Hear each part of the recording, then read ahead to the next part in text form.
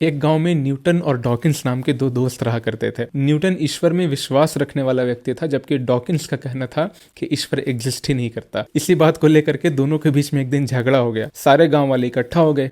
गांव के एक बुजुर्ग शख्स ने बोला कि झगड़ने से क्या फायदा है, ऐसा करते हैं कि इसी मुद्दे पर तुम दोनों का एक डिबेट रखते हैं। सारे गांव वाले इकट्ठा होंगे, जिसके लॉजिक में दम होगा वो जीत जाएगा। दोनों को यह बात बेहद पसंद आई। अब डिबेट वाले दिन जब सारे गांव वाले इकट्ठा हुए तो डॉकिंस तो वक्त पर डिबेट के लिए पहुंच गया, मगर न्यूटन का कहीं भी आता पता नहीं था। काफी घंटों तक लोगों ने न्यूटन का इंतजार किया और काफी घंटों के बाद लोगों ने देखा कि न्यूटन मस्ती में चलता हुआ आ रहा है। जैसे ही न्यूटन स्टेज पर पहुंचा, डॉकिंस न्यूटन पर भड़क गया। डॉकिंस ने कहा कि जब वक्त फिक्स किया गया था तो तुमने देर क्यों की? क्या तुमको वक्त का जरा भी लिहाज नहीं है? इस पर न्यूटन ने कहा कि भाई, तुमको पता है मेरा घर नदी के उस पार है। मैं तो वक्त पर ही अपने घर से निकला था, मगर जैसे ही मैं नदी के पास पहुंचा वहां पर मुझे एक भी नाव नहीं दिखाई दिया। मैंने काफी देर तक इंतजार किया कि कोई नाव आए जिस पर बैठ करके मैं नदी के उस पार जाऊं, मगर ऐसा नहीं हुआ और मैं काफी देर तक इंतजार करता रहा। फिर मैं अचानक क्या देखता हूँ कि एक पेड़ खुद ब खुद जमीन पर गिर गया। पेड़ के खुद ब खुद टुकड़े हो गए। उन टुकड़ों में से लकड़ी के तख्ते बन गए और वो तख्ते आपस में जुड़कर खुद ब खुद नाव बन गए। वो नाव खुद ब खुद नदी के किनारे आई। मैं उस पर बैठा और वो नाव खुद ब खुद नदी के उस पार चली गई और फिर मैं नाव से उतर गया और फिर मैं अब चलते चलते हुए यहाँ पे आया हूँ, इसलिए मुझे देर हो गई। इस पर जो डॉकिंस थे वो और भड़क गए। उन्होंने न्यूटन से कहा कि तुम मुझे बेवकूफ समझते हो? ऐसा कैसे हो सकता है कि एक पेड़ खुद ब खुद जमीन पर गिर जाए, उसके टुकड़े हो जाएं, उससे नाव बन जाए और खुद ब खुद वो तुम्हें नदी पार भी करा दे?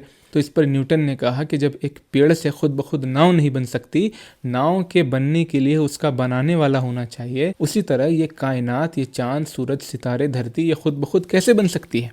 इसके बनने के लिए भी एक बनाने वाले का होना जरूरी है।